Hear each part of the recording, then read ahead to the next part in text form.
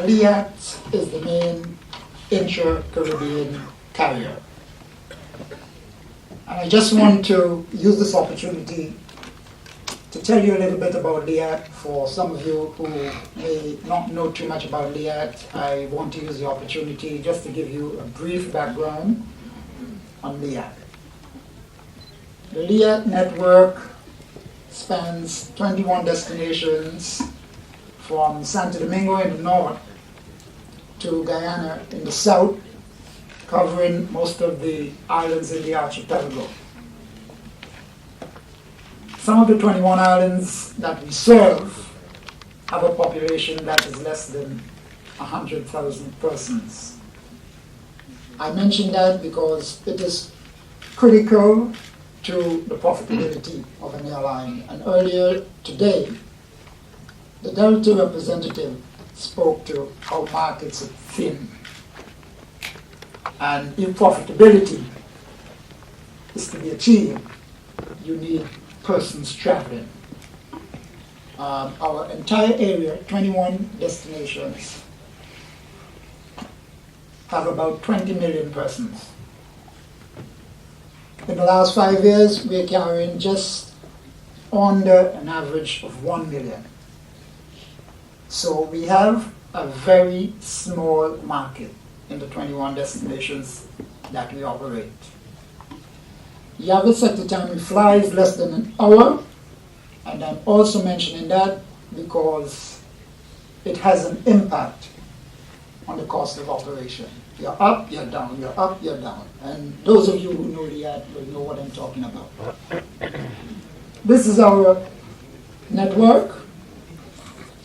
Just a snapshot of the network where we connect from Santo Domingo to Guyana. The majority of the CTO member territories are served by LIAT. The 21 territories that we serve are all members of CTO. More than 75% of our traffic is from persons who are domiciled in the region. So we are basically dependent on what is happening in the region. The population of the region is what we depend on. 75% of our traffic are from persons who are domiciled in the region. The other 25%, or just under 25%, are people who are coming from North America and Europe, and they be going to one of the destinations where there's no international traffic and is obliged to take LIAT to get to Dominica, St. Vincent, for instance. I can therefore say that LIAT is a major contributor to intra-Caribbean travel and indeed Caribbean tourism. This is a graph which shows basically the trend of our traffic for the last 6 years, 2008 to 2013, and it will confirm what you've heard earlier today, that in the Caribbean, traffic has declined, intra-Caribbean traffic has declined. And we have seen a decline year over year since 2008. We show this so that you can see also that in the Caribbean, intra-Caribbean traffic is at its peak in the months of July and August.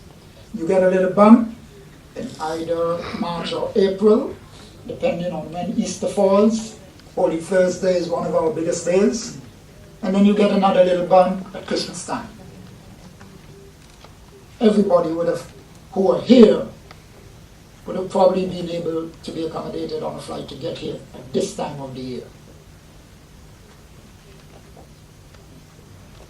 Now, sustainable tourism, which is what we are talking about in the region, I'm saying that it needs sustainable air carriers.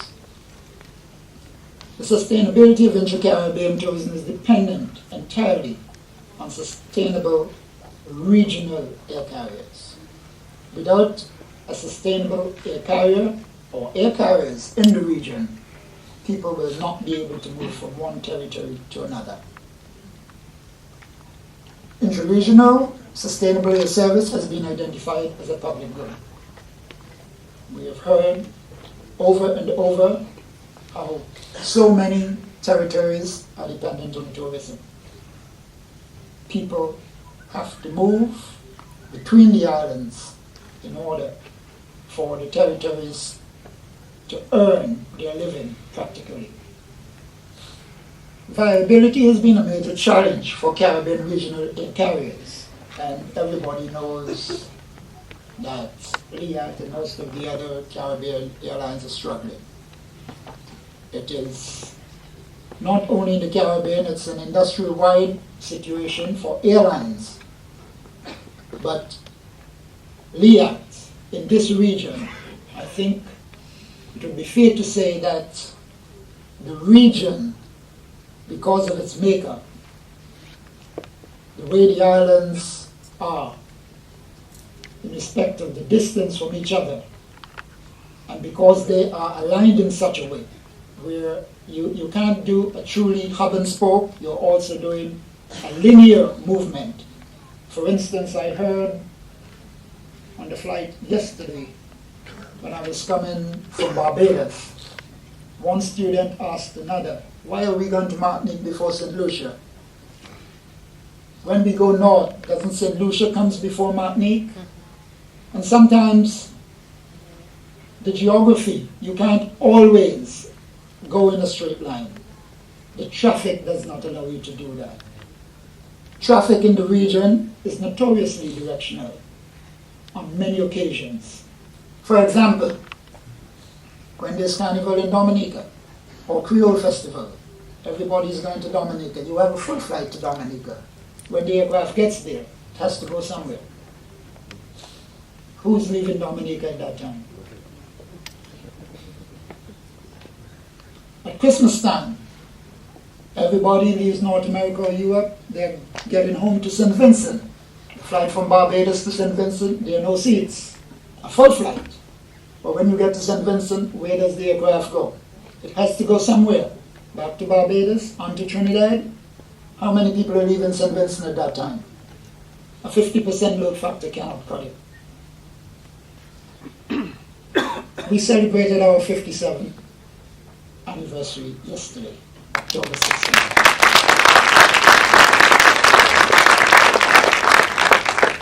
We're 57 years old and we are now being re-energized.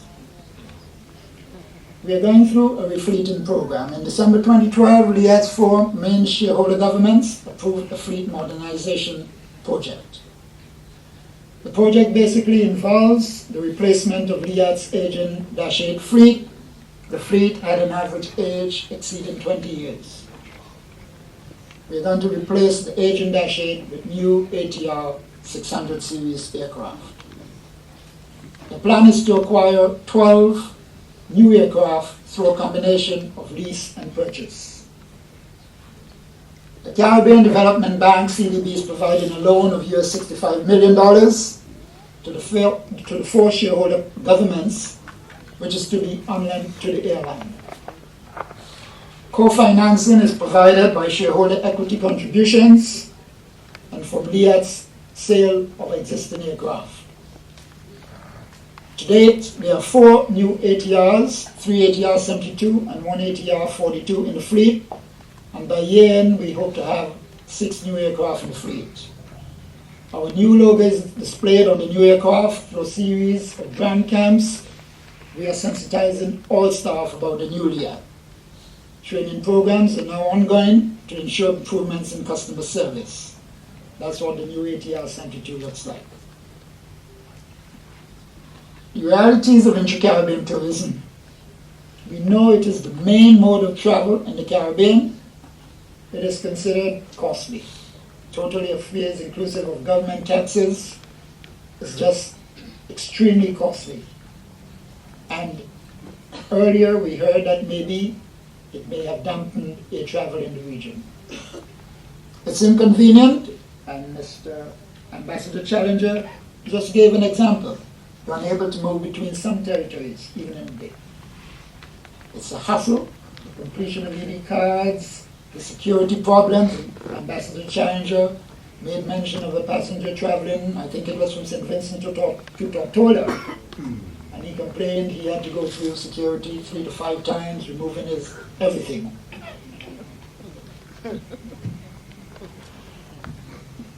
In recent times, many Caribbean territories have begun to realize and recognize the importance of intra-Caribbean tourism to their economies. Sustainable intra-Caribbean tourism may necessitate a service on a risk-sharing basis. And we heard this morning from Delta Airlines, profitability is the main criteria when they are considering serving a territory. So LIAT do that. And the people in the Caribbean need to ask that question.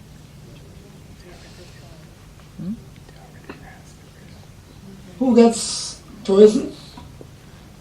Those territories that are building an attractive product, have something to offer. Those who are effectively marketing their product. Those who are introducing innovative pull-in programs. When I say pull-in programs, I heard an ad, I think it was one of the territories saying, come to my territory, and I'll give you a voucher for $150 to spend. I think that is a great ad, and that is something that will probably get people to come to their territory. Allowing easier access, we still have some territories that require a visa for entry, and that is limiting the movement of passengers. Thank you very much for your attention.